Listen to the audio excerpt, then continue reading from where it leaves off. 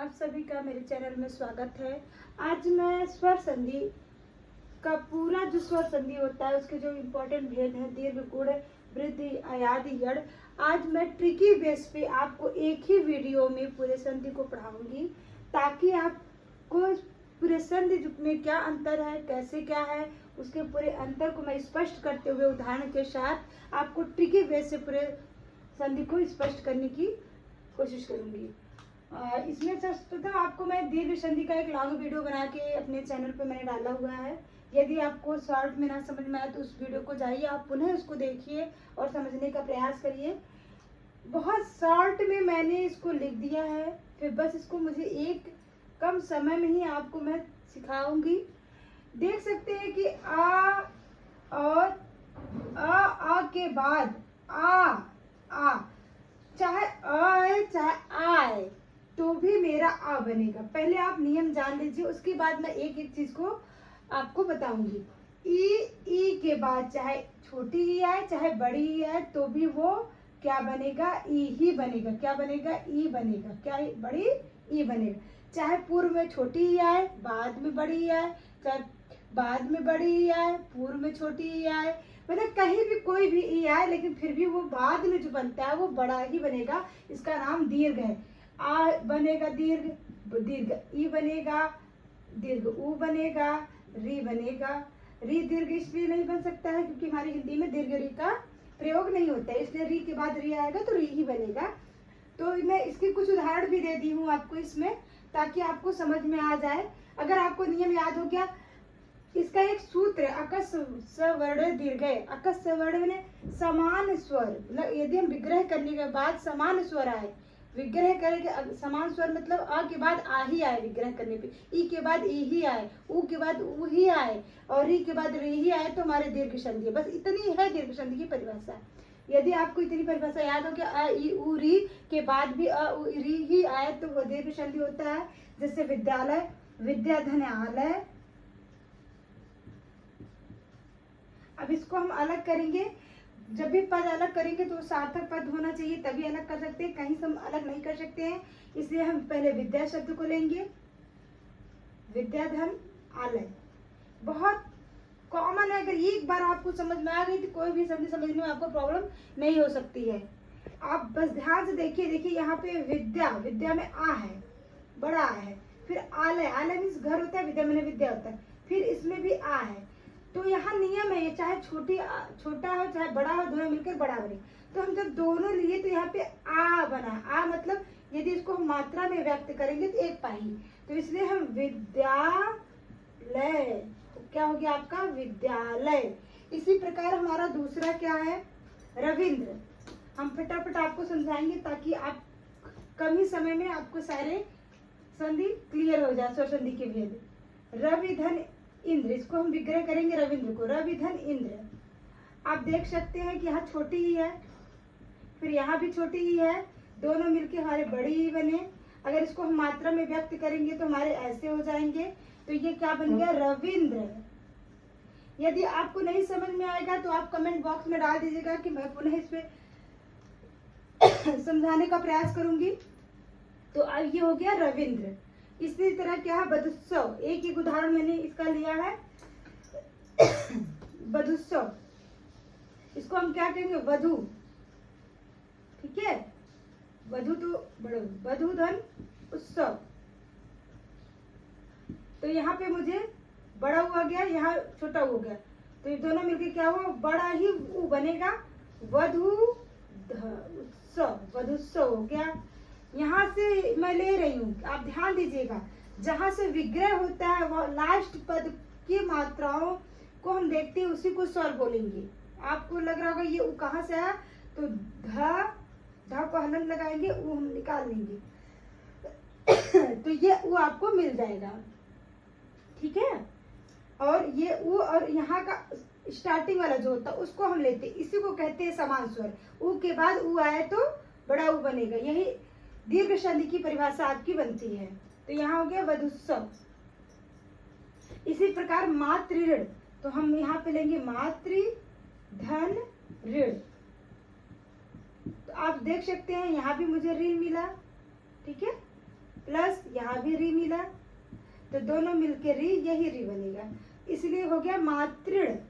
क्या हो गया? मातृण। आपको दीर्घ संधि स्पष्ट हो गया होगा कि दीर्घ संधि की परिभाषा क्या है, दीर्घ संधि के उदाहरण क्या होगा, दीर्घ संधि कैसे बन सकते हैं, उसके बनने का क्या नियम है। इसी प्रकार हम गुण संधि में चलेंगे।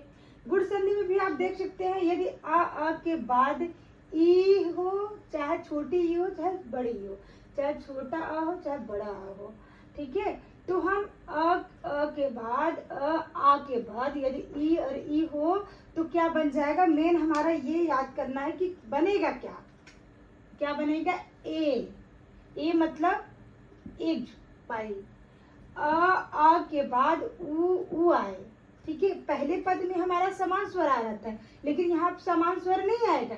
जब हम विग्रह करेंगे पहले पद के लास्ट में अ आएगा उस शब्द में, दूसरे शब्द के प्रारंभ में उ आएगा, तो क्या बन जाएगा, ओ बन जाएगा। फिर उसी प्रकार यदि अ के बाद री आए तो अर बन जाएगा। अर में ध्यान दीजिए हलंत है, तो यही चीज याद करना है कि अ के बाद ई आए तो ए बनेगा, अ के बाद और आ के बाद उ और उ आए तो ओ बनेगा, और अ के बाद री आए तो अर बनेगा। तो इसका हम उदाहरण के साथ स्पष्ट कर रहे हैं। जैसे ये गजेंद्र लिखा है, ठीक है, गजेंद्र लिखा कैसे गया है, पहले इसको हम अलग करेंगे, गज धन इंद्र। आप देख सकते हैं यदि हम इसमें हलंत लगाएंगे तो हमको यहाँ पे आ मिल गया, ठीक है, और यहाँ पे हमको क्या मिल गया, ई। तो परिभाषा क्लियर हो गया। आ के बाद ई आए तो अ के बाद हमारा क्या आ गया, ए, तो क्या बनेगा, ए बनेगा। तो दोनों मिलकर हमारे क्या बन गए, ए बन गए, बन गए। तो ए को हम यदि मात्रा में व्यक्त करेंगे तो ऐसे करेंगे। तो अब जब हम इसको समेटेंगे एक में तो ये मात्रा हमारा इस पे आ जाएगा और ई जो है ये खत्म हो जाएगा, तब ये बन जाएगा गजेंद्र। ग जा का हलंत हट के इसमें मात्रा आ जाएगा, फिर ना आ जाएगा, क्योंकि ये मात्रा कैसे बना, ई आके, ये भी खत्म हो गया, फिर ना बचा, फिर द, गजेंद्र। समझ में आ गया होगा कि गजेंद्र कैसे बना। अगला उदाहरण हम स्पष्ट करते हैं, नरेश। अब देखिए यहाँ पे नर हलन धन ईस, ठीक है, नरेश। तो यहाँ पे रा पे हलंत अभी नहीं है, पहले हम विग्रह करेंगे, नर धन ईस करेंगे। जब हम इस पे हलंत लगाएंगे तो इसमें से हमारा आ निकलेगा, ठीक, और यहाँ पे मेरा सीधे सीधे हम ई को ले लेंगे। तो यहाँ का आ हमने ले लिया, यहाँ का ई ले लिया, तो दोनों मिलके हमारे क्या बनेंगे, आ के बाद यदि ई आए तो भी क्या बनेगा, चाहे बड़ी आए चाहे छोटी ई आए तो भी बनेगा हमारा ए ही। तो ये ई आने के बाद ये ई खत्म हो गया, यहाँ हलंत लग गया, जिसके कारण ए की मात्रा इस पे जाएगा तो हलंत भी खत्म हो जाएगा, तो बराबर ये बन जाएगा नरेश। थोड़ा मैं स्पीड में पढ़ा रही हूँ इसलिए, ताकि हम सोच रहे कम समय में आपको ज़्यादा मैंने दे दूँ, ज़्यादा से ज़्यादा मैं पढ़ा लूँ या पूरी संधि कंप्लीट कर दे, ताकि एक वीडियो में कोई भी एग्जाम देने से पहले आप एक वीडियो का लेक्चर दीजिए, स्वर संधि आपकी कंप्लीट हो जाए। तो आपको नरेश क्लियर हो गया होगा। इसी तरह बसंत उत्सव है, तो इसको हम विग्रह करेंगे, बसंत धन उत्सव, ठीक। तो यहाँ पे ता में हलंत लगाएंगे, आ मिलेगा, फिर यहाँ प्लस उ ले लेंगे, उ हो गया, आ के बाद उ आया तो मेरा क्या बना, ओ को हम मात्रा में व्यक्त करेंगे ऐसे। तो जब हम उ को ले लेते ये उ हो गया खत्म, यहाँ ता में हलंत लगाए थे तो हम आ ले लिए थे, तो जब ओ की मात्रा ता में ले जाएंगे अब हम, तो ये हो जाएगा ये। तो इस तरह हम लिखेंगे इसको, बसंत उत्सव, बसंत उत्सव, बसंतोत्सव। समझ में आ रहा होगा तो आप कमेंट बॉक्स में बताइएगा।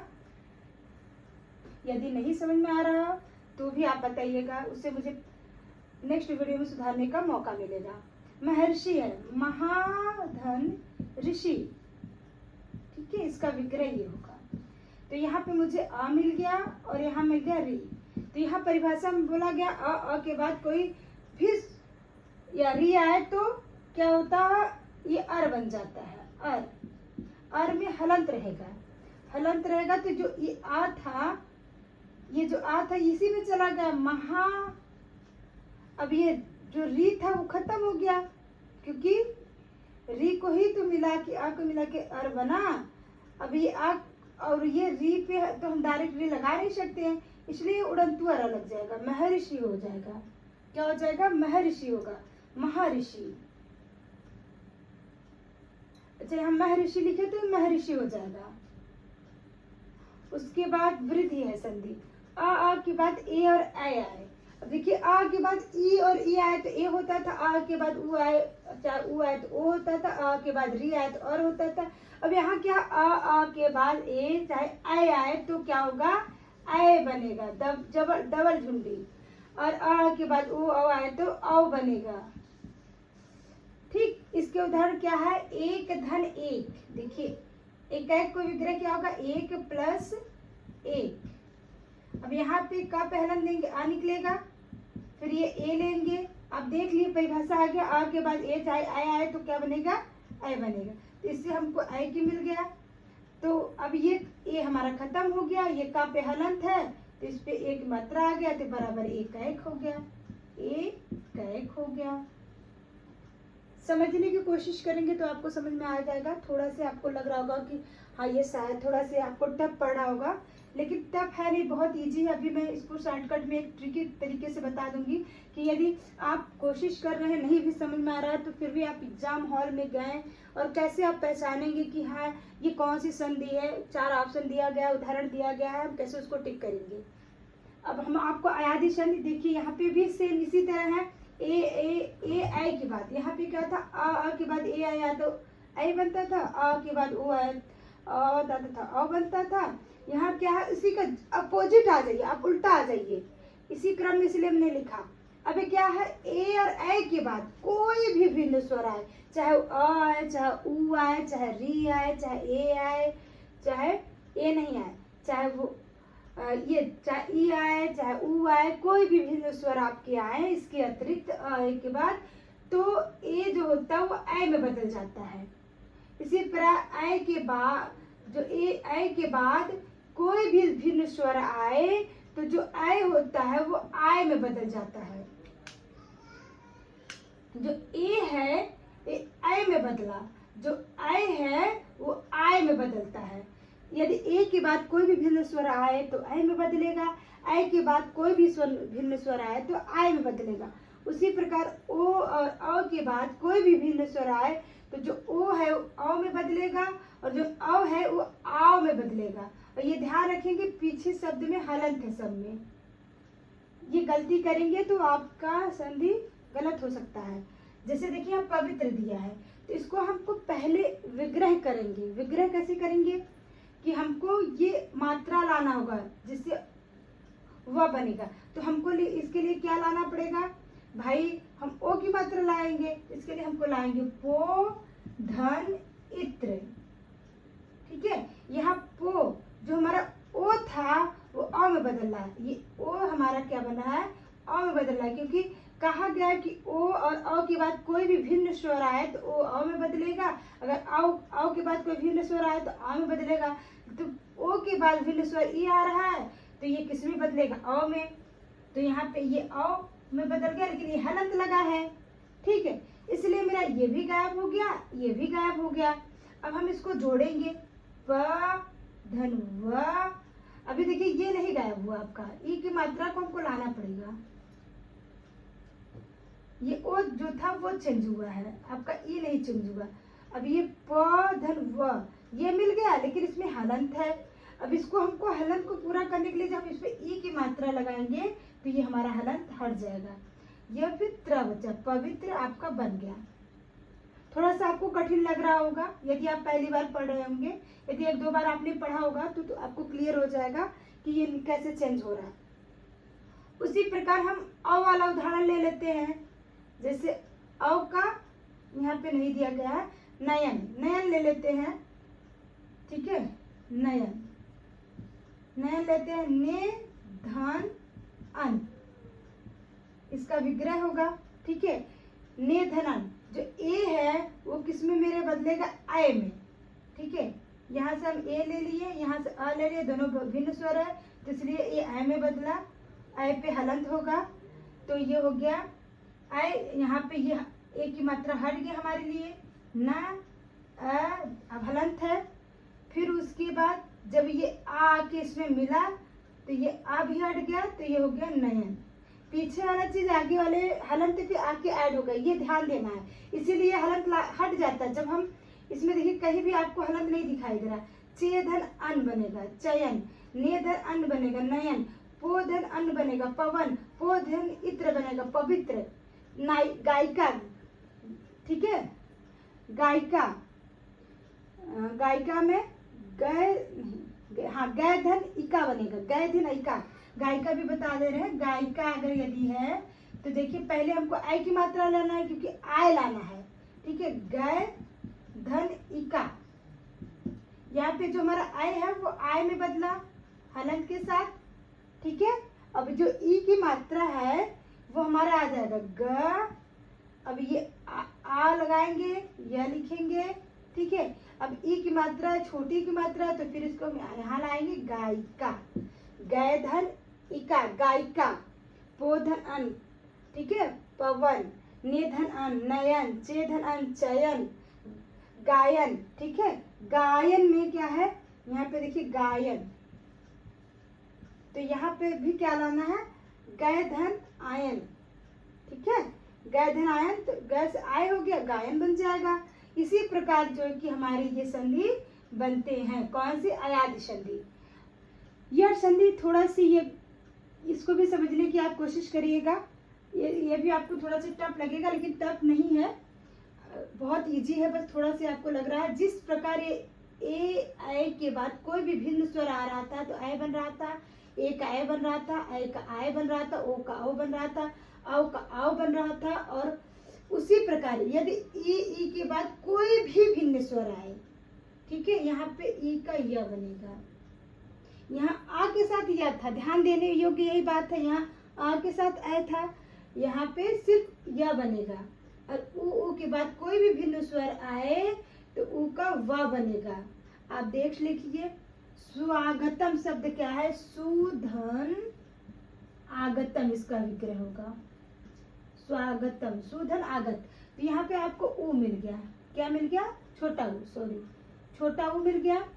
फिर यहाँ पे मिल गया आगत, ठीक है, आगत शब्द मिल गया आपको। तो यहाँ पे जो ऊ है, कहा जा रहा है यदि ऊ के बाद कोई भी भिन्न स्वर आए, ऊ किस में जाएगा, व में जाएगा। तो ये ऊ जो था इसमें से निकल गया बेचारा, तो अर्थात ये हलंत युक्त हो गया। कैसे हो गया, हलंत युक्त, अधूरा हो गया। अब जो ये अधूरा हो गया, ये व में चेंज हो गया। और जो ये आ था, आ की मात्रा इस पे आके लग गया, तो ये भी खत्म हो गया। फिर ये ग हो गया, फिर त हो गया, फिर ये आधा सा था तो ऐसे लग गया, तो ये हो गया स्वागत शब्द। और इसी तरह यद्यपि, यहाँ पे क्या करेंगे, यद्यपि, यद्यपि, ठीक है। यदि, इसका विग्रह करेंगे, यदि धन अपि, आप देख सकते हैं इसमें आपको छोटी ई मिल गया, इसमें अ मिल गया। ई के बाद कोई भी भिन्न स्वर आया है तो ई का य हो गया, क्या हो गया, य। लेकिन यह क्या है, आपके हलंत के साथ हो गया, तो य, यद्यपि में क्या है, य, ठीक है, सॉरी, हाँ, ई का य हो गया, सही है। और ये द क्या होगा, आपका हलंत बन गया, क्योंकि ई इसके से निकाल लिया गया, तो ये द ही आपका ऐसे बना है, ये आधा द हो गया, य हो गया। फिर उसके बाद अपि बचा, यद्यपि हो गया, ठीक है। इसी तरह प्रत्येक भी है।